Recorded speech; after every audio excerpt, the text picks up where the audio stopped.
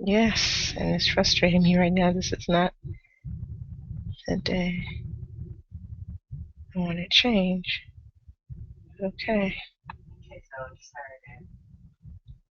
Okay.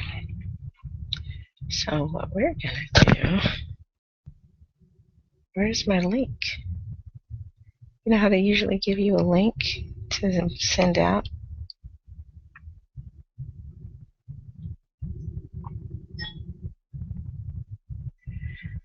Oh my god, this is not the day for new stuff. Okay, so I found the link. It's crazy, y'all. So let me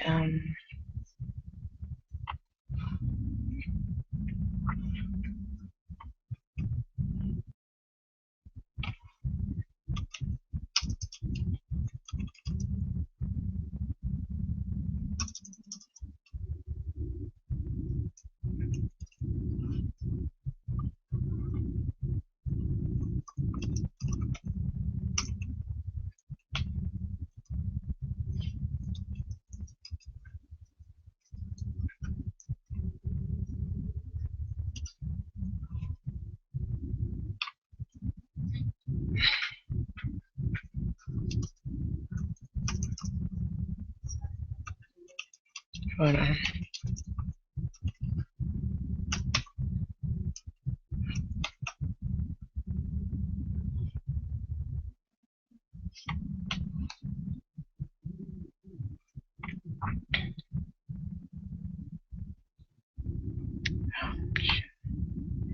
Hold on.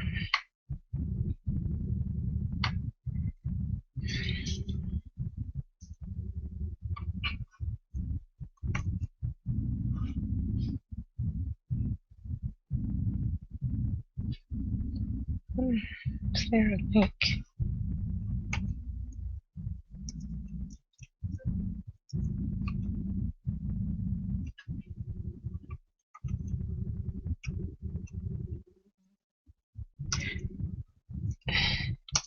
Your work matters, right? .com. Okay. What was this reading?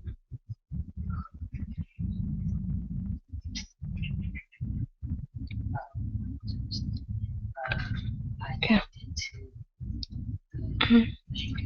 Okay. My your faces? Oh Lord, why do you always have that issue? Turn around, let me see what you got.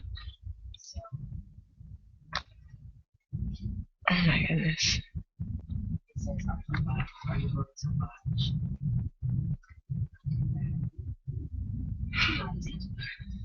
Are you supposed to be participating? Okay, let me send another thing.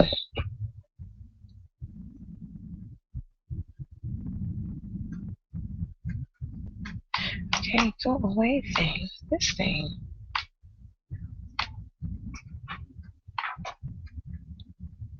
Hmm.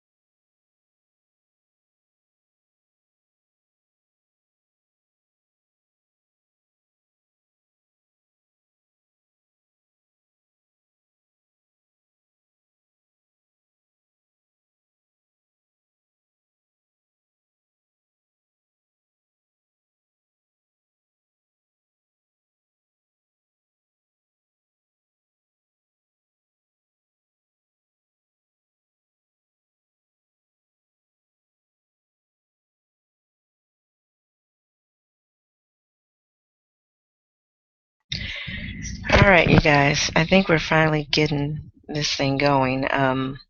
Unfortunately, I wasn't aware that Google made 10 million changes to this platform, and since the last time we've all used this, so I have homework to do later today. Gee whiz! So Melina's finally on. Angie, I don't see you. There you are. Okay, so your two friends are missing, and I just sent them the same thing everybody got, so they should have it. She's Okay. still in the hospital. Hmm. I said if someone doesn't join, it's because she's still in the hospital. Which one? And then not Oh, Tiff. that's unfortunate. Oh, that's why I asked you if that was the one. Google made us 10 million. Okay. Because I wasn't going to send her one. Because if that was the one, if that's the one, you said no. Okay. But it's cool. My bad. So, but your other friend, Tiff. Yeah. She's already in the debate. Tiffany is online in the Twitter debate. Okay. I'm hanging up the phone with you, Kim. Okay, cool. Lord. Let me turn this down out of my ear. Obviously, I will be doing a lot of editing to this video. Yeah, I'm going to log you in right now. She's just setting it up while you do Yeah. They changed the whole platform, so I'm going to mute myself for a minute, you guys, so we can get set up, get Angela on, and then we'll get started.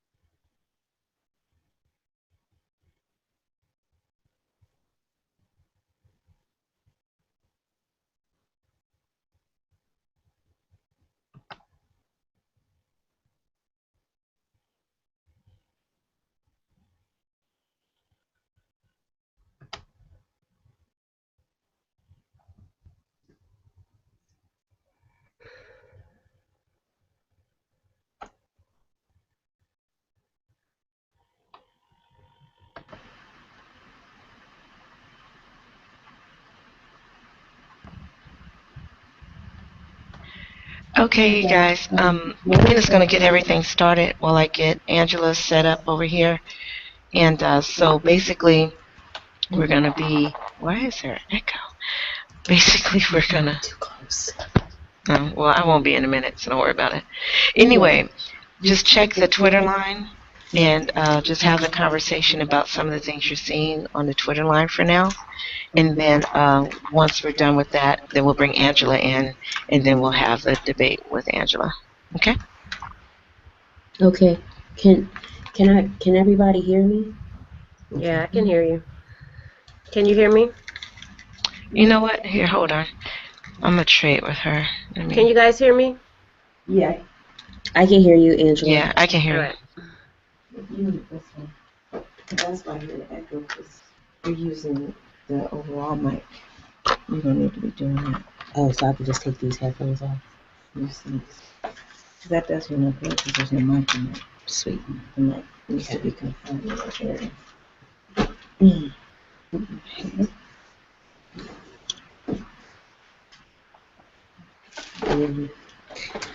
When your afro gets in the way. Hey, Angie. Hi. Okay, can you see me? I can see you.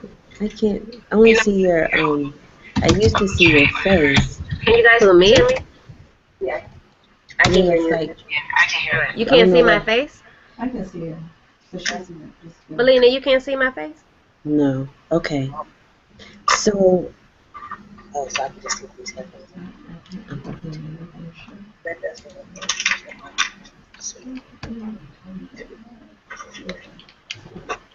All right, and we are going to Essence Debates. Hey, everybody. We're going to count in. Stand by today's program. Hashtag Essence Debates. Hashtag Hair at Work. Hashtag. In 5, 4, 3, 2, 1.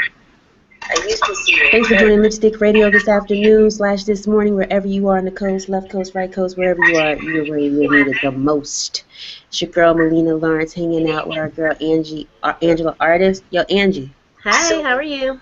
Hi. I'm here. Hi. Yay. Kimberly Carlisle behind the scenes setting things up with our guest today. This is Angela Reddock. She's going to be introducing a conversation that is heated on Essence at Essence Debates. Angela Reddock is a workplace guru and / attorney. And she's going to be joining us momentarily after the Essence Debates takes place. We're going to have her come and join us right now. I just want to go through the feed, Angela. I know you've been factoring in a lot of tweets and responding and pumping this thread up all weekend. So let's go hit it. Let's go see what Essence Debates has to say actually about hair at work. Angela, before I read the thread, is there anything that stands out to you in this whole conversation? Me? Yeah, you, girl. You know, there's two Angelas, so I get confused a little bit. Oh my God. You know, yeah.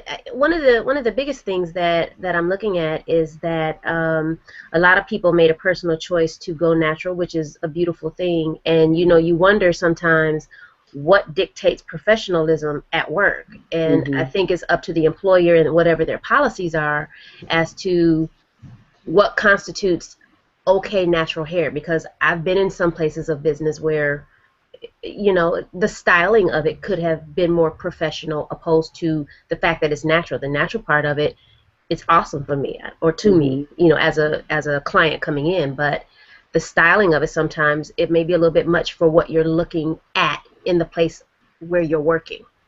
And you know what? I think that's, and this is Angela Artist, y'all. Joining us later will be Angela Reddock, Esquire.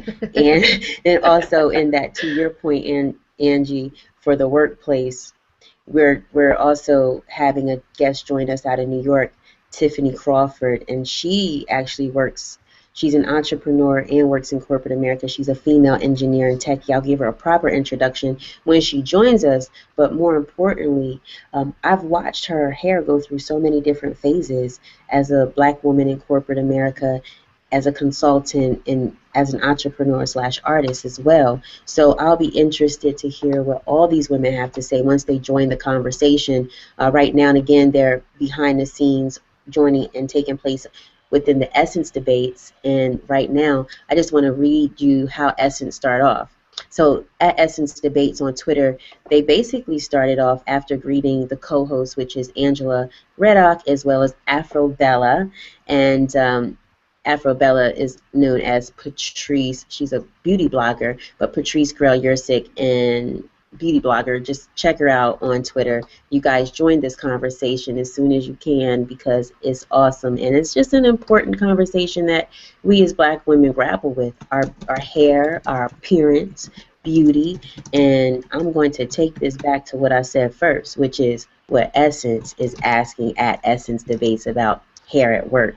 One of the questions that's posed in the conversation has, kicked off with is why, and I'm trying to scroll back as the feed refreshes, but I'm gonna just take it. Is it where's the question? You're like, it's lost. Everyone's it's going lost so in the fast. food girl is going crazy on Twitter. At Essence Debates, hashtag lunchtime debate is lunchtime on the East Coast, breakfast on the West, and we just gonna start this off. Okay, on a lighter note. I do have a question. I can jump in. Oh, sure. Thanks, No problem. While you find the other one. Yeah, Mm-hmm. absolutely. But they just posed one that said, question for anyone, including our guests: what is well groomed and who defines it? And again, that kind of goes back to, the company in which you work. I mean, if like I've worked with dogs, they didn't really care. What my hair looked like, what my hair looked like, or what style it was in. But then working for a corporation, I had to clean it up. We had board meetings. We had, other things. So not that I ever tried to rock the full curls because my hair is curly hair. But I would more than likely slick it back just because, like they said in the article, we eliminate that as a distraction for anyone. You're not focused on my hair, and that is something that I have done, over time. And that brings to the introduction question, because the article, the Essence article in the January issue with Jennifer Hudson on the front, that would be helpful information for you guys who want to actually pick up the magazine and read the article for yourself that Angie is referencing, the great hair dilemma, as the original article. And then within the great hair dilemma, they're posing this question, is your hair holding you back? And to your point, Angela, working with dogs is beautiful. They're worried about your scent and your energy. Exactly. You know what I'm saying? It's like, I know her. I smell her. Right? And then we have the workplace. And some people said online, it's like, I made the decision to wear my hair natural. And other women in the workplaces said that actually, you guys, I'm going to be real. Following this feed and keeping up with you is awesome, but I am on a Twitter marathon at Essence Debates following the conversation because it's important. So I'm going to just plug and play and shout you out later at Essence Debates and all the women in the workplace tweeting right now. But some of the women's concerns, just clumped up real quick, is that they face some of this, let's just say, for the lack of better words, the haterade or the judgment on their hair and how they wear their hair from other women, other Black women, and then the white women love their hair. And I know for me in the workplace, my corporate experience in working in corporate America is very minute. I work in a lot of nonprofit sectors, creative sectors, political sectors, and it does have some give and take and some balance where I make a choice to present myself differently. But within that interpretation of how I feel in my hair and fashion, you do face some things. And some people say, the white women are like, can I touch your hair? Oh, your hair is beautiful today. Well, that was in the interview I did. I kind of went into, it didn't make the magazine, but I kind of. Angela Reddock, the lawyer, the workplace guru, is joining us later. Across the room, Angela, she just said, she mentioned that it's not in the article, but she did mention that during the interview with Essence, how, sometimes white people are fascinated with their hair and want to touch it, and they don't see it. But the other extreme is working in corporate America, and this has been stated from an HR perspective. People share and say, They may not hire you because the look doesn't fit. We don't like her look, or the look doesn't fit the company. There's different phases and phrases that employers look at and go through before they hire you. So I mean, I don't know what your other experiences have been, Angela, but do you get any haterade or judgment from other women because you have long hair, because you have curly hair? I do. It's a lot sometimes, but you have to look at other people, and you have to say that some people just aren't comfortable in their own skin. And when what quote unquote, for lack of a better word, like you said, the haters, it's fine. Right. Hey, it's fine. You rock it how you rock it, and if they're not comfortable with their hair texture or their hair experience or their hairstyling techniques or not, then I'm very experimental with my hair. So sometimes I'll wear it crazy, sometimes I'll wear it tame, sometimes like what was her name? I was looking at it over on the thing. Corporate Moxie stated on the Essence debate, whether you wear your hair relaxed or natural, you have to be well groomed for work. It doesn't really matter. And show up. You present yourself. Exactly. You know what your policies are. You know what is acceptable and what's not acceptable. And if you don't, then you probably might want to read that before you actually apply, and not let it be a surprise. Or take that time as a grown-up and ask somebody, is it okay if I do this or if I do that? And it's just the times that we're in. It's not, you just, everybody's going natural now. Everybody's going back to their, what I quote unquote roots, or, that whole natural thing. Everybody's taking the processes out. But whether you have a perm or you don't have a perm, you are free to express yourself, but you have to know where your boundaries are within your workplace. Right. Do you want a job, or do you want to go in business for yourself, or exactly. you're entering a contract when you're working with someone, and the respect should go on both sides. You do have rights. You have rights as a worker. Correct. You have rights as a human being. You have your human rights. You have your civil rights, and some of those things Angela Reddock will talk about. As Angela and I discussed just now, what Essence has posed in the debate at Essence Debates says basically what we're just talking about. Has anyone who wears natural hair, hashtag at work, had negative reactions from colleagues? And what Angela says, Angela Reddock, at the Corporate Moxie that you just mentioned, Angela, is that employers have a right to set grooming policies and practices. Correct. And policies cannot be discriminatory. Right. So I think, we got retweets on that as well at Essence Debates. And AfroBello, I want to chime into her and a couple of you guys that have been joining the conversation at Essence Debates. We want to thank you over here at Lipstick Radio, and on behalf of our beautiful guest today. She says, AfroBello says, thanks for commenting, and I'm happy to hear that. I wish everyone else felt the same. And this conversation thread started from at Tiffany Crawford. The people with the biggest issue in my experience were Black women. And I just think, Angela, that we really have a lot of work to do within ourselves as Black women, whether it stems from that a slavery mentality, a self-love mentality, a self-worth mentality, that we definitely have to connect and be more upfront when it comes to how we express our feelings to each other, and really respect and love one another, because that's all judgment from the outside in. What's your thoughts on that? It is, and I think that too, we have to be more comfortable within our own selves to not let things like that bother us. You have to be able to brush it off and continue on with your work experience without allowing somebody else to quote unquote hate, or to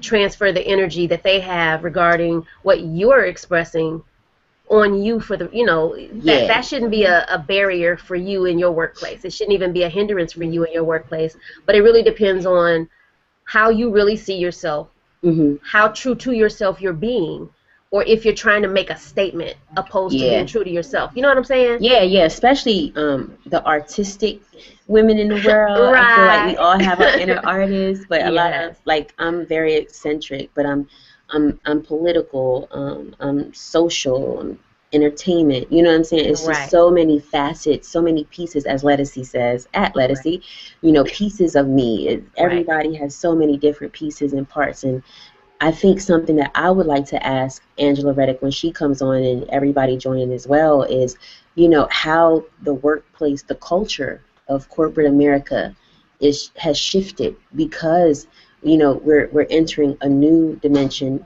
You don't really have to work within the confinement of walls. You can be at home or you can come into work. Just the whole culture of working has changed, and social media has changed the whole climate. But things I think I think that it has progressed, to be honest with you. Yes, Because I do too. I was somewhere the other day, and outside of the hair thing, I remember when tattoos were taboo. Like, you couldn't have a tattoo showing. Yeah. And this person was tatted up. I mean, on the neck, on the arms. Yeah. Short sleeve shirt, but it was a professional environment. Okay. And, Hey, you know. Hey, Angela. Uh-huh. Stand by. Okay. We're going to bring in our guest for the day, who was an awesome co-host on joining at Essence Debates, Miss Angela Reddock, Esquire. And we want to thank everybody for participating. At Tiffany Chanel Crawford is going to be joining us as well. Right now, we want to bring in who's on standby, Miss Angela Reddock, to join this conversation. Is your hair holding you back? Hi, Miss Melina. How At are work. you? Hey. I'm finish that like, is your hair holding you back? You've already started a great debate today, so a great conversation around this debate. I'm here logged on my computer, responding to some of the great questions from Essence readers and haters. And it was kind of, and AfroBello, she's keeping the discussion alive. Awesome. Shout out to AfroBello. So let's see, one of the well, Angela, let me ask you this, because as we go into this whole conversation, one of the people in the feed, at Meow Shtanash, I may mispronounce the name, but he's like, I'm not an expert, and this is a man. I'm not an expert, but FYI, the idea of natural hair is inappropriate would never occur to me, and that's the flip side. Okay, and that's the flip side. Excuse me, everyone. The flip side of it is that some people don't even fathom the fact that as Black women, we go through this issue of having to be accepted, protected in the workplace, and just being ourselves. Right. We're literally having to make a decision. Yes. Someone just texted me and they said they went on 2 job interviews with their natural hair, with natural twists, and braids, and they landed the job in both instances. And I think that's absolutely awesome. But as you said, it's really about the fact that we even have to have that conversation. We have to make that conscious decision. The reason this topic is interesting to me, not just because I'm a workplace lawyer, but as a Black woman myself, I deal with this issue, and I personally, don't get it wrong, on any one day or week, I will go from a week to a term to just giving my hair a break and wearing it in a ponytail for a few days to rocking cornrows or rocking twists, or some type of natural hairstyle. But when I make those choices, I'm making a conscious decision about what I have to do that week. Am I meeting clients? Will I be in a traditional corporate environment? Or will I be able to work from home and not have to engage with clients or in a corporate environment? And so it's the fact that we have to have this discussion, have to think about what perceptions might be set if we wear our hair in a certain way. And I'm happy to see that things have come a long way in the 21st century. And we were actually... We're not having to make those decisions as often. Angela... choices are being accepted. Oh, excuse me. I'm sorry. Angela Reddock. I'm going to go to Angela Artist. And before that, you guys, I'm going to make a distinction. We have on the line on our guest today, co-host at Essence Debates, is at Angela Reddock on Twitter. She's joining us. She's a workplace lawyer, hashtag workplace guru. And she's joining us to continue this conversation on, is your hair holding you back at work? Angela, she mentioned a couple of things we were actually talking about before she came on. Right. The progress that has been made in the work environment over the in here in America, the progress in the workplace itself, appearances and grooming that you were speaking of as well. What's your say on that? Yeah, I was just going to chime in on what she said, and definitely it is about what you have to do. Like that's how a lot of people I think gauge how they wear their hair to work, and whether you have an appointment or you have a meeting or you have a board meeting or you're, I guess Angela would be in court that day, or you dictate how you style. I think the style. I think I'm stuck on style a little bit Yeah. because even with natural hair or permed hair or weaved hair or wig hair, it really does matter what you're doing and how you're doing it, and what your position is in your firm or corporation or business as to what you can and won't do. Does Well, that do make you do sense? you guys? It makes sense. Do you guys think that? I'm gonna go to Angela Reddock on this. Do you guys think that that natural hair, is an intimidation for corporate America or the white male or black women in general who are in higher positions that have to interact with women who maybe not on the same you know, title line as the other, but they're equal in the workplace, but their titles may be different. So is natural hair an intimidation factor? I'm not sure if it's, are you at me, Patrice? Yes, I am at I'm not Angela. sure if it's intimidating as much as it is just unfamiliarity and just a sense of, particularly if you're a woman like me, who I said on any week I may go from a week to promos, there's confusion as to, well, what's going on with your hair? What did you do to your hair? So I think it may just create confusion and a level of misunderstanding in many cases. But as you said, Molina, more often than not, I've seen Caucasians and white Americans say, "Oh my God, I love your hair, it's so cool. Let me touch it."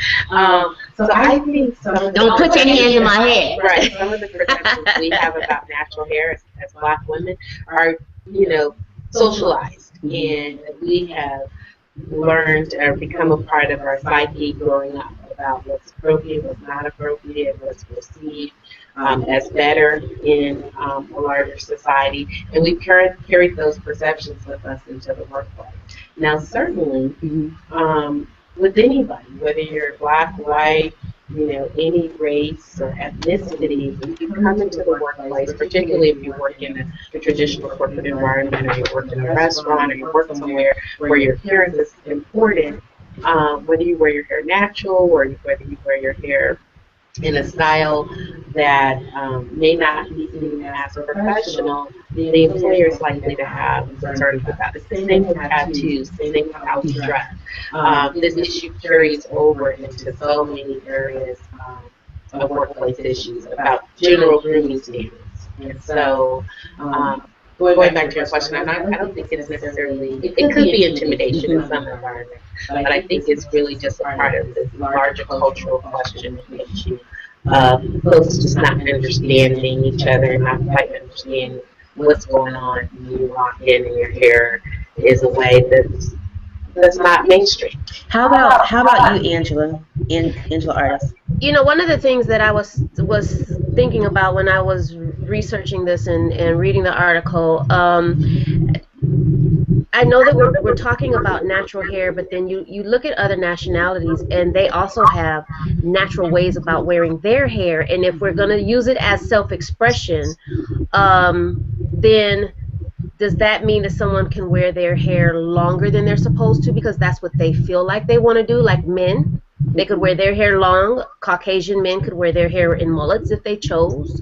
Do you know what I mean? It kind of it really becomes a situation where, yes, we're talking about natural hair, Black women's hair, Black ethnic hair, but then you can go back to Caucasian or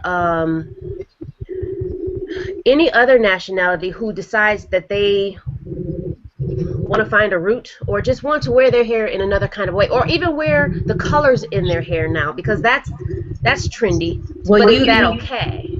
Well, I think it's okay based on the workplace. And Angela, you Well, yeah. can discuss, what's accepted in the workplace, and what that responsibility factor looks like and is legally and things like that. But I want to back up, because when I started working in corporate America, I was temping at venture capitalists, I was at ad agency, all these things. And I started off in San Francisco at that time. Now, California is a different place anyway. Yeah. You know what I'm saying? East Coast to West Coast, conservative versus liberal, creative versus stealth. I mean, it's just different, and it's a hodgepodge of many mixes. But I was forewarned by my grandmother when moving to California to, straighten my hair, pull it back, wear it neat, all these things. And I beg to differ. I never did it. And I wear hair wraps if I want to, if I feel like it. So when I was hired at a venture capital firm, and I was there for a little while. I walked in, I was told my job duties, managed the front office, blah, blah, blah. The owner walks in, the boss. This cat, I'm going to say this cat had purple and green hair. I'm in San Francisco. I was blown away, but immediately I felt good. I felt good because I had natural hair, and I was intimidated, because I was questioning what should I do, even though I was doing what I wanted to do, wearing my hair the way I needed to and wanted to. Right. He looked at me, I looked at him, we had a common vibe, and it was cool. So I feel you, tattoos, natural hair, and anything. So what about men's value and perception of women, black women, and their natural hair in the workplace? What do they think? I want to bring in Eric Brazeney on that. E-Breeze. Hey, thank you. You're welcome. Welcome to the show. We're talking about is your hair holding you back in the workplace? We have our special guest, Miss Angela Reddock, and she's a lawyer. It's a pleasure meeting you. One of the things that I've been observing, also watching that, especially from women to women, it seems like there's more of that standard being held as to what the appearance, what the look, what the overall grooming aspect is, and there's more conflict on that end. I think from a male perspective, I don't think there is that much of an issue, because I think in terms of how men perceive an overall appearance is going to just be based on, does it meet the overall corporate or the work environment, and that's it. In a public agency, government agency, you'll see a variety. In a lot of the new startups, you'll see a tremendous variety, especially because we have a number of programmers that are from different countries. You said programmers? I'm sorry? Did you say programmers? Yes, when we're talking about developers and engineers, from different countries, you see a variety of foods, variety of dress, a variety of styles. But I think when you get into more of a conservative environment, you are starting to look up as to what the directors, the vice presidents, your manager, what are they wearing, and whether that's appropriate or not. If you don't mind, can you share your professional background? Sure. I work in IT, information technology, and in that environment, you see a lot of people who come in, not only just the young, but also people from different countries. And there's a lot more interaction, I think, across boundaries. Just as much as we're talking here on Google Plus and video chatting, we do this in the work environment as well. So there's not so much of a restriction in terms of our communication. And likewise, there's not that much of a restriction in terms of what your overall look and appearance is. So but I think on that note, I'll cut in real quick. Sure. We do have, I want to read a comment because it's interesting, and I'm so grateful we have a male perspective in this conversation with our special guest, Angela Reddock, a lawyer, guru in the workplace, Angela Artist, who is a writer, fabulous host here on Lipstick Radio, and then joining us out in the field on the East Coast in Atlanta and everywhere. We have Sawanda Middleton Spinks, Born to Blossom, and we also have Tiffany Crawford out there too, and she's in the IT world. But Sawanda was saying, trying to swipe this screen, you guys, about women in the workplace. I'm gonna just read what Sawanda is sharing with us in the chat room. Unfortunately, the intimidation comes from other Black women. Sigh. We have become so conformed to what we think white people are looking for. It is us that holds each other back from promotions, etc., in the workplace. And the key word, holding back promotions, each other, and what we think. Angela Reddock, and then I want to go to Angela Artist, and then Breeze. Eric, I want to come to you about, what that progression looks like from a man outside looking in, if you've ever confronted that type of vibe or entered a room where that was happening, like the confrontation of corporate America. So Angela, can you share some policy information on this and how we hold each other back in the workplace because of our hair and appearance? All right, thanks, Melina. As you know, I'm on the Essence Debates Twitter chat about natural hair in the workplace, and I'd like to first just acknowledge some of our Twitter debaters. We have Mayor Boss One. Nice to see you out in Twitter world. Of course, AfroBello, who is presenting the counterpoint today. Gosh, we've got a number of people here.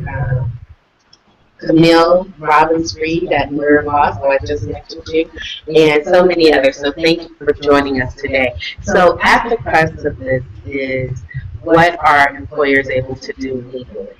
And we all know that the law, both federal and state law, says that employers cannot discriminate against individuals based on their race, their ethnicity, their gender, and several other factors. So how does hair play into this?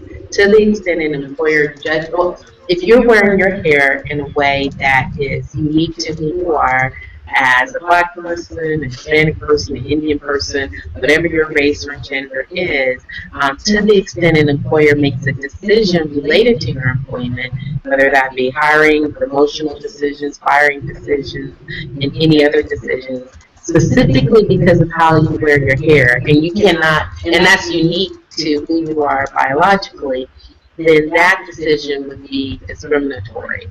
Where the rubber meets the road is how the employers balance anti-discrimination policies against their grooming standards. And we know that there is a range in terms of what's proper grooming and what's not proper grooming.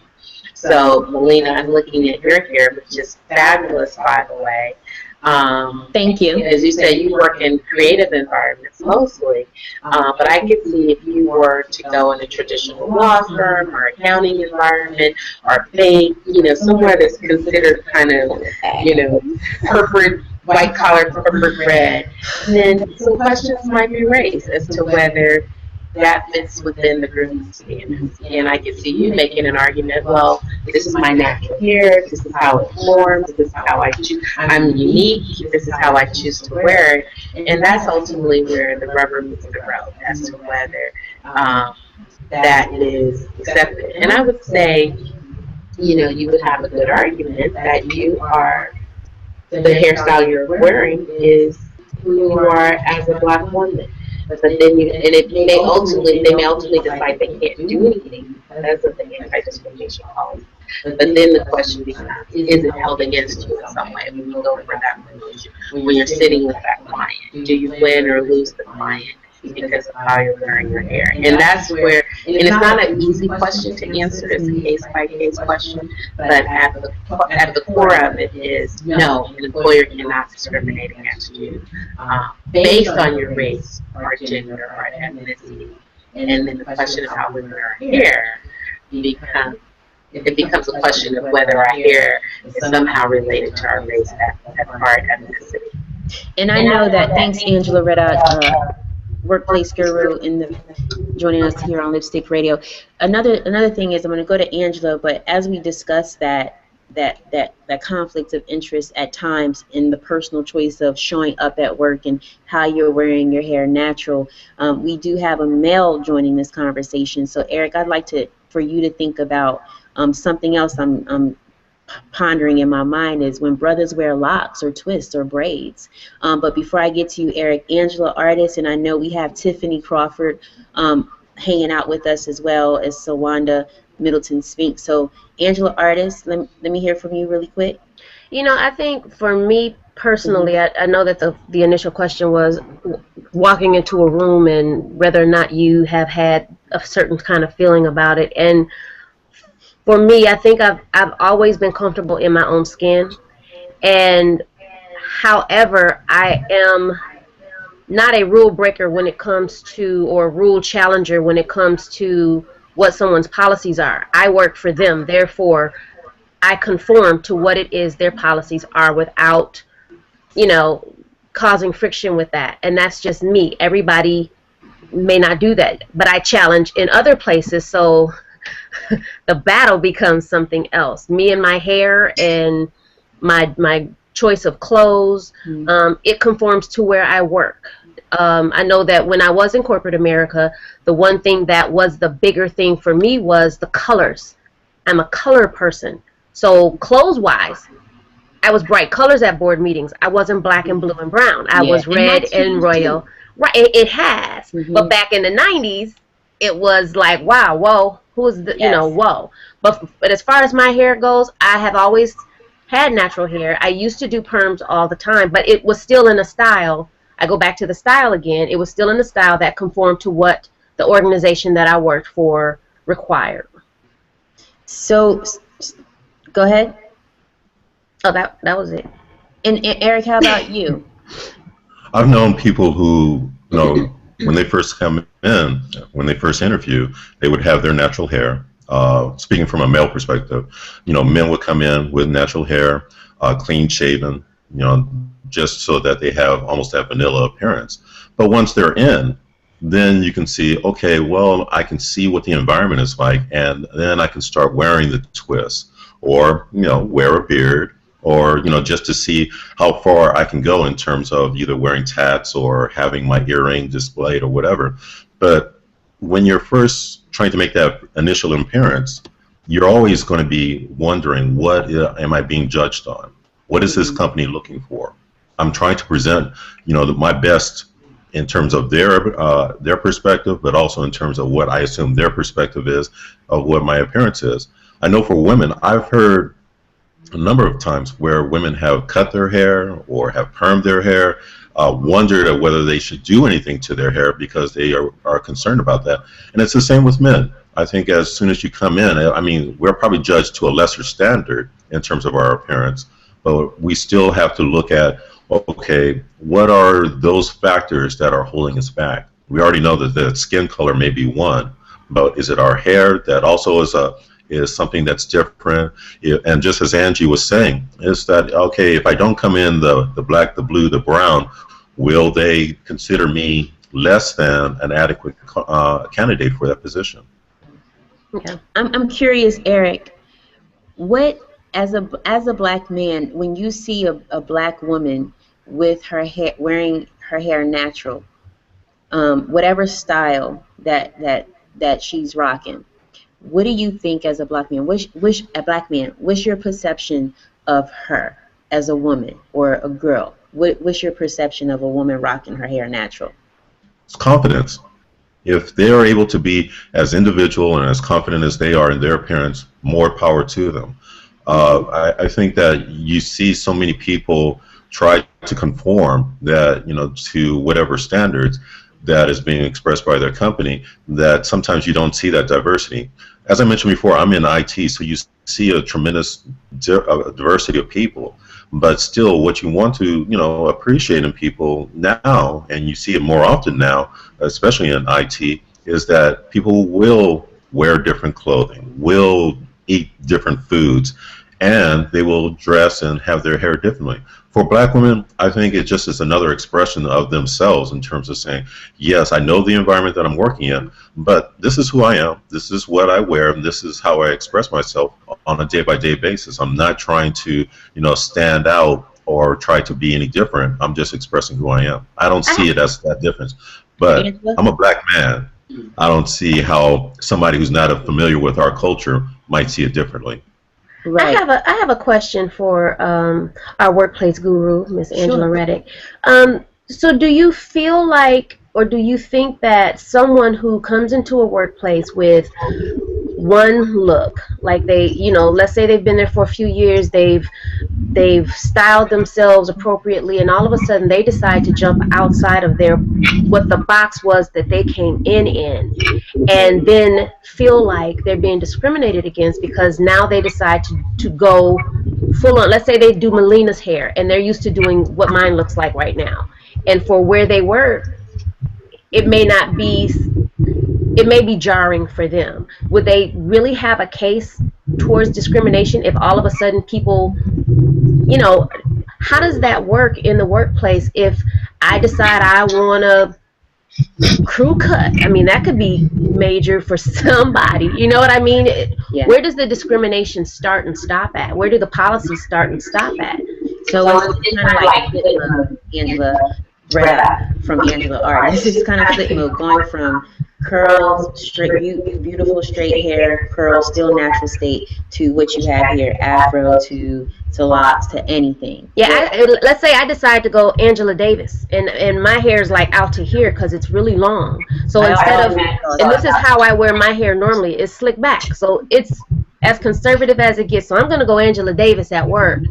But should I be entitled to do that because that's still my natural hair? Or, what would be my... Angela? So ultimately, whether it's at the beginning of your employment, in the middle, or at the end, it boils down to whether your employer is making any decisions based on discriminatory practices, such as based on your race, your ethnicity, your gender, or any other factor. So if you change your hair midstream, and everyone does, not just Black women, people, especially if you work in an environment for a long period of time, you may have several different hairstyles. The question becomes, at the point you change your hairstyle, is there an adverse decision, like suddenly you get a demotion, or suddenly your boss is not talking to you anymore, or retaliating against you in any way? Is that based on you're wearing a style that is unique to who you are, based on your racial and ethnic identity? So that's the legal side of it. But the other part of this debate is about the perceptions associated with it. And that's something that the law doesn't necessarily address if it's not blatant and in your face. And it becomes a question of, if you feel like suddenly your growth in your work environment has been stunted because of how you wear your hair, to the gentleman because you went from wearing a nice look, or I apologize for using that word nice, you went from wearing a low cut to twists or dreads or what have you, have the perceptions about you changed? And then can you tie those perceptions to racial or discriminatory behavior? And that's where the discussion really lies. And those are harder questions to answer. And then we were chiming in, Sawanda from Born to Blossom, she also helps people, develop their goals before re-entering the workplace, in the workforce. And to your response, Angela Artist and Angela Reddock both, Sawanda is saying, you guys, I'm swiping. We are multimedia over here, and I'm going to swipe you in, Sawanda. My dear sister says, that's what I was told before leaving college, to conform first. It's a good point. Wear the perm or straighten hair. Oh, Eric, this is also complimenting your statement. Then when I get the job, then I can wear my hair kinky. That's what my Black woman mentor told me. I ignored her and wore my kinky hair anyway. Ha ha ha ha. And I have, Sawanda continues to say and share, and I have gotten every corporate job I interviewed for. Yep, it's confidence, as Eric says. And that's what they were sharing too on the, thank you, Sawanda. They were sharing on the Twitter feed. A lot of women kept saying it's about the confidence, and a lot of the extra stuff, just, it seems like it comes with the territory. Tiffany is also joining us as well.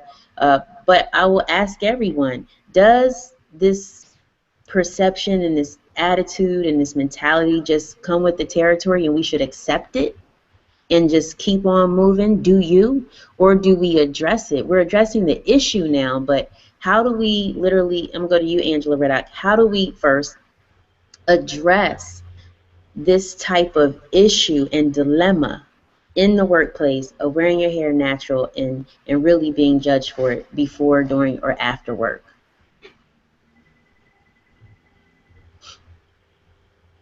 I'm sorry, Melina. It's okay. I was responding to one of our Twitter followers. Oh, awesome. Who actually is Cynthia Jenkins. It says she's an elected official and she feels pressured to wear her hair in a certain way. Absolutely. So I was just responding to that because at one point in my career, I ran for and served in elected office, and I certainly felt the pressures of looking a certain way, not just with my hair, but in terms of my dress also. So I can definitely relate to Cynthia.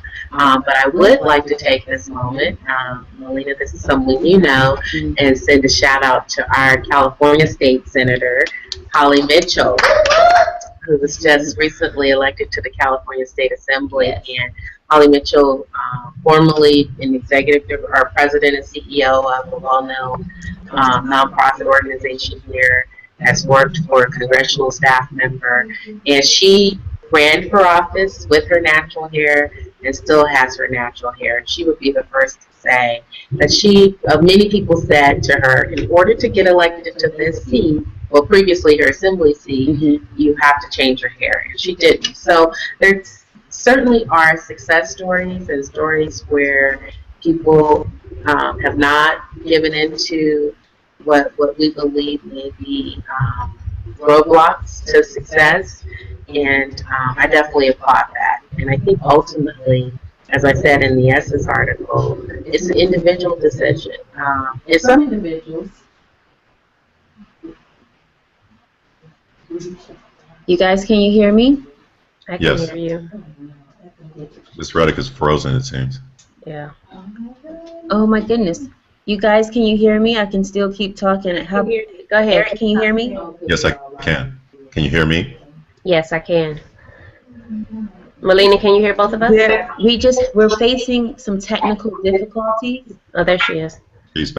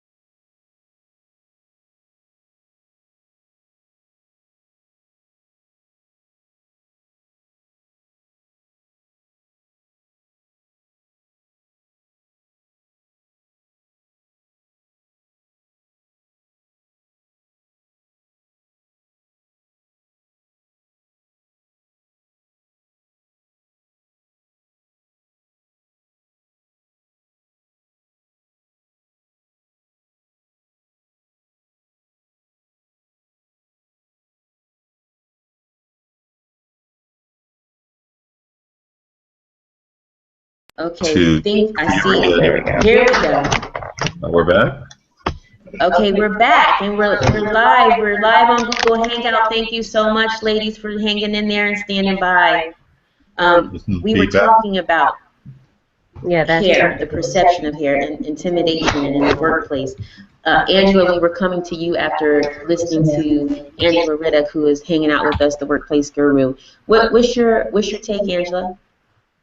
What was your question, Lily? I'm going to Angela Artis. Artist. Okay. Yeah, after hearing what you had to say, Angela Reddock, Angela, I just wanted to see if you had anything else to say before going to Eric. The one thing that I will say, because I kind of forgot what the complete question was after that, but is that it does go back to confidence and it does go back to individuality, because I know for myself, I am not completely confident in rocking my giant curls at work, and I never have been. But the things that I do at work, when I'm at work, outside of the creative side of me, it hinders me. You know what I mean? It hinders what I do, and things get caught in it. So I'm always apt to just slick it back, and that's probably why I just wear it slick back more than not. But it is a confidence thing. I don't have that confidence to rock it like that. Only when I'm doing, running around or having my own kind of space and time, then I will do my hair the way I choose to do my hair, and I won't care. It doesn't matter. Okay, Angela? So, Angela, great name, by the way. Thank you. Says a lot about you. You're a good person. Thank you. So are you saying that if you're in a traditional work environment, you don't wear your hair in the more natural style? Is that what you said? But then you feel compromised in your creative world? It's if I'm in a traditional environment, then I'll wear it more conservative than I would if I am doing the things that I do as a creative entity, because it does hinder me sometimes. When I was working with animals, me wearing big curly hair, I have to carry them, so they're in my hair. They're on my shoulder, so they're getting lost inside of it. I tried it.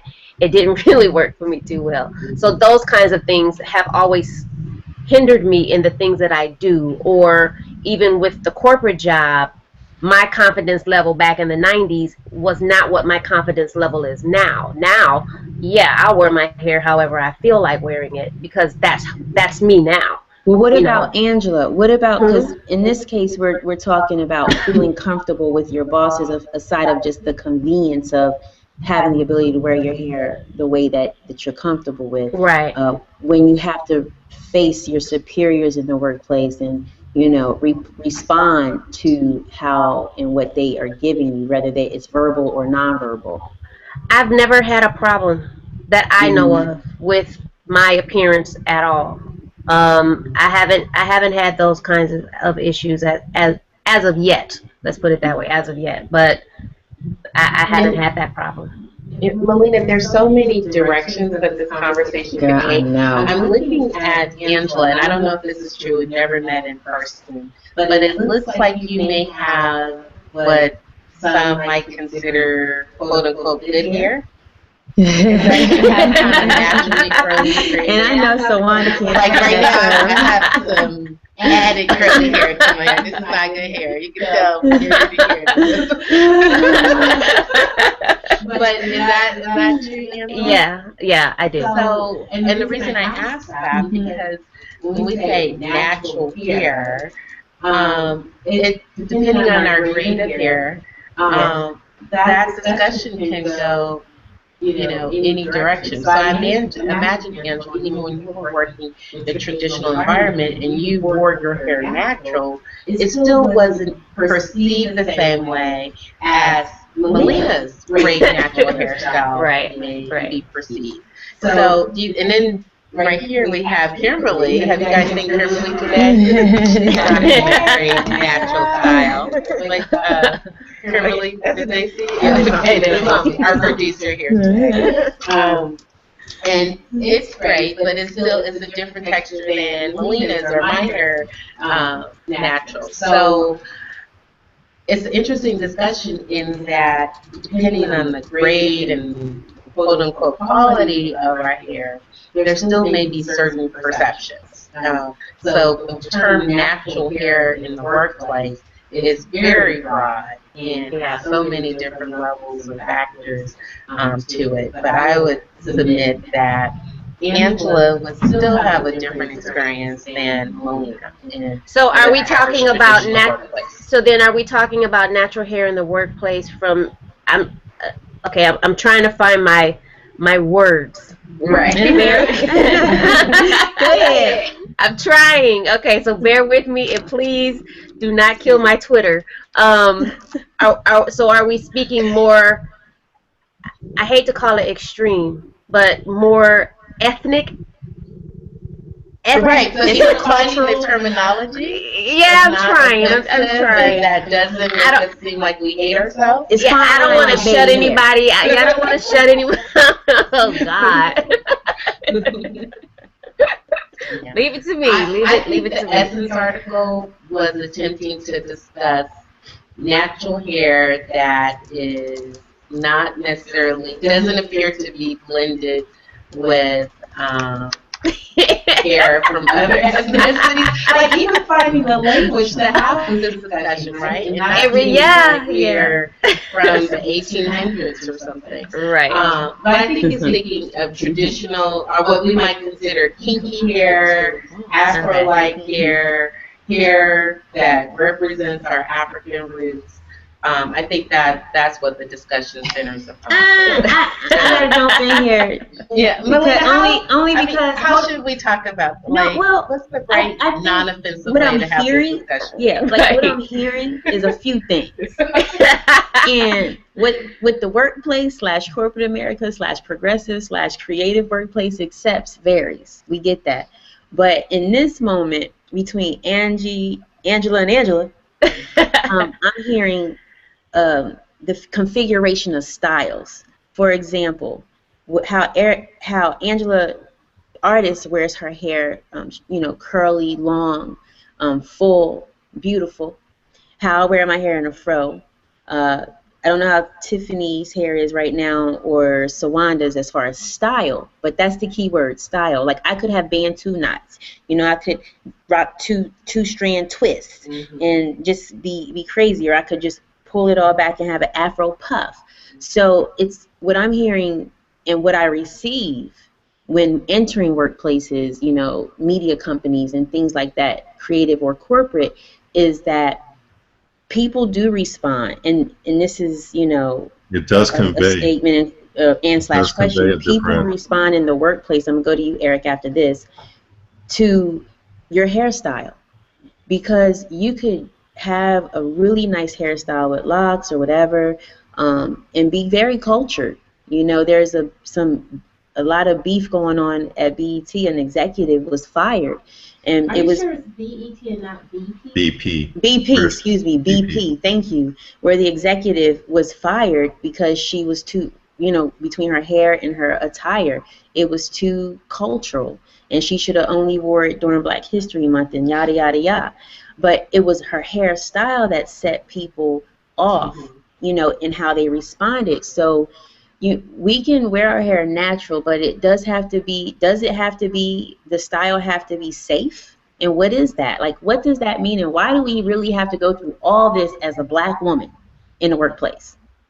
Because I think in a large measure, it does convey that grooming type aspect. Did you prepare yourself for work? Did you just throw together and put together some Afro puffs? Did you just roll out of bed and just go into work? Or did you take the time to straighten yourself, get your makeup together, you dress appropriately and walk into work, projecting a good image for this company? And again, that's the perception of, what, good hair versus any other kind of hair would be.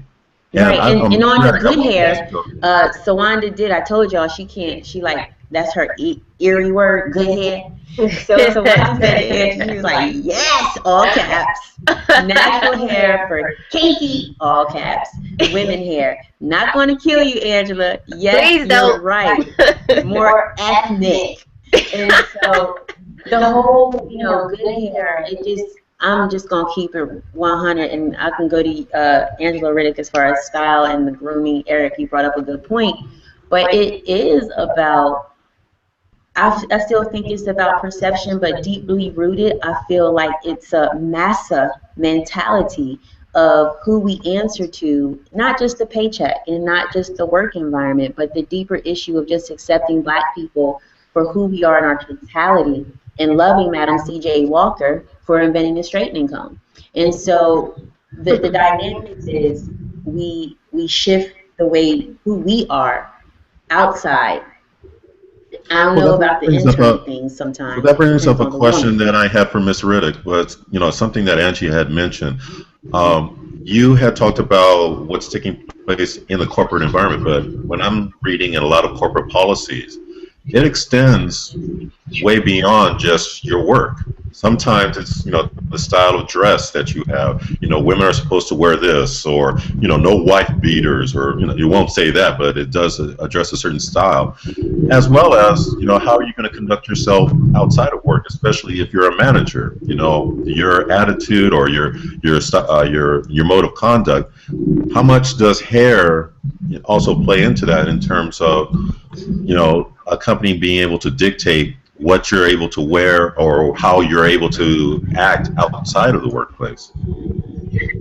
Eric, I'm glad you took the discussion in this direction because it's exactly where I want it to go. It's not just a discussion of hair, it's about overall appearance. So most grooming policies say no tattoos. So how many of us know all the kids in my family have tattoos now? And I'm like, you're never going to get a job. What are you doing to your body? So how do you all feel about things like tattoos? Just last year, there was a big case in California. A Muslim woman who worked for Disneyland, and she worked in the one of the restaurants at Disneyland, and she wore her traditional garb to work, Muslim garb, and they had her work in the back of the restaurant. And she filed a lawsuit saying I should be able to serve customers and be in the front of the store. And she prevailed under California law that as long as she wore her garb in a way that was presentable, that was clean, that did not offend in any way, that based on that being tied to her religious identity, she was able to wear her garb to work. And we've seen the same discussion when, like you said, Eric, with men and beards. I know in the city of LA, there's been a challenge by some of the traffic officers, the police officers, that traditionally they're supposed to be clean shaven, have very low haircuts. And some of the African American men and other men have challenged that policy, saying, well, you know what, we get razor bumps when we have to shave every day, or Black men like their mustaches and their beards, so we should be able to wear it as long as this is groomed well. So I think ultimately it becomes a debate about what's appropriate, what's illegal. It's clear what's illegal and what's not legal when it comes to employer policy. That's the easy part. What's more difficult is, does an employer have a right to set certain standards as to how they want their employees to look? And I put the question back to each of you. I know some of you have your own businesses, or if you had your own business, you would probably set some standards as to what employees should look like when they come to work. And those standards may not be tied to any discriminatory bias, but just based on, we do this type of work, we service this type of client, and there's a certain way we want to present ourselves as a company, and that we want employees to present themselves.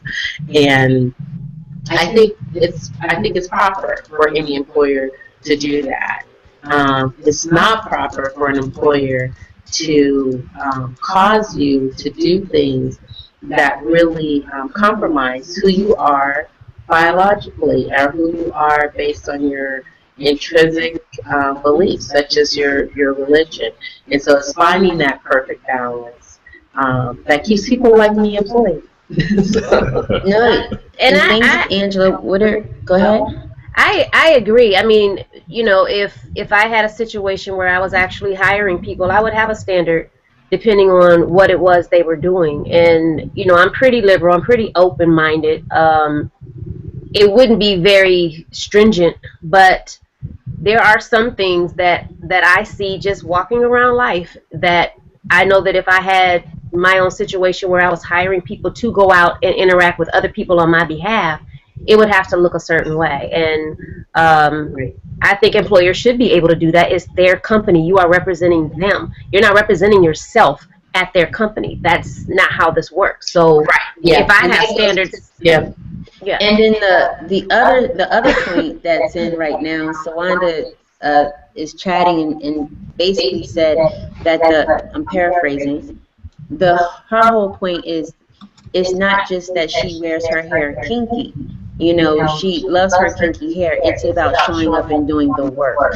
And so it shifts from the attention should not be on her hair, but the attention is on when she shows up at work, can she, do the job and do it right? And that's what she focuses on, not just her hair, but being able to do the job. Sometimes at Angela Reddock, women show up and before they can show and prove that they're capable of doing the work that they're hired to do, to Eric's point, they may or may not have that opportunity, or if they do have the opportunity, because their hair is a certain way, it's not, does it? I guess this is the question. Does wearing your hair a certain way prevent you from, let me turn this volume down, you guys, excuse me. Does wearing your hair a certain way prevent you from actually having the ability to get the job done?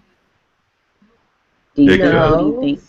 I mean, I'll show my prejudice side. If somebody is serving me food and they have long hair, I think about what's in my food. I do too. Yay, good one. All right. Yay. So, I mean, Melina, if you came up to I'm me, very serious about my food. Melina, if you were coming up to me and serving me food, I'd think twice. Angie, if you came up to me and was serving my food, I wouldn't think twice. But the thing is also, it's like, okay, you just sort of take it to the next stage and say, okay, what does this mean when you're a receptionist versus a waitress? What does it mean when you're a consultant versus a developer? What's going to be the environment in which you want to say, okay, what can you wear and how can you look? I would show, different viewpoints, and just in terms of my interaction with a certain person based upon, that environment. Yeah, and I think your ability to do the job is one thing, and that's great and wonderful. But like we said at the very beginning, it's all about perception. And like Eric just said, I'm sorry, his perception of the hair. I've been in a restaurant, and I think the exact same thing every time I see it. I have a problem with hair in my food. I have a problem with people in the back not wearing nets, whether I'm going to McDonald's or I'm going to Oceanair.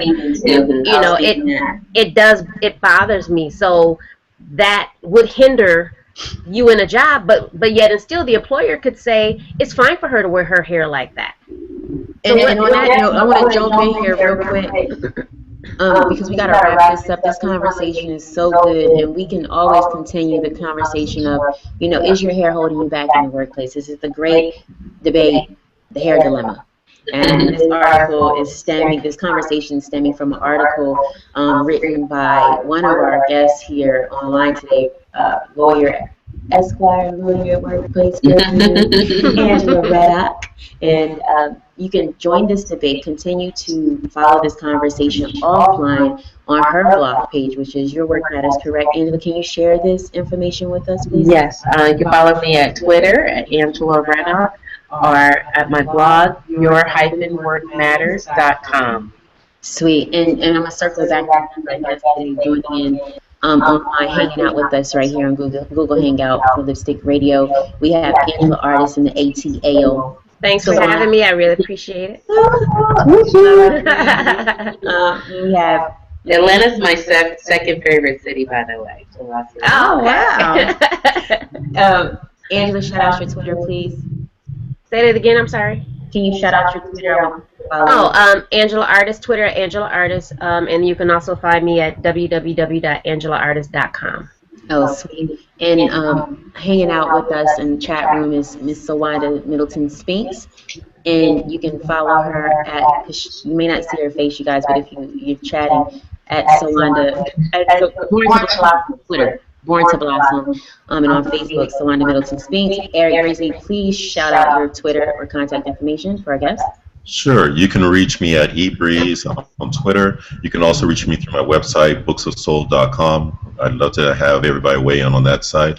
And you can also reach me, Books of Soul, through Twitter as well. Okay. Thanks for bringing a male perspective, Eric. Absolutely. Yeah.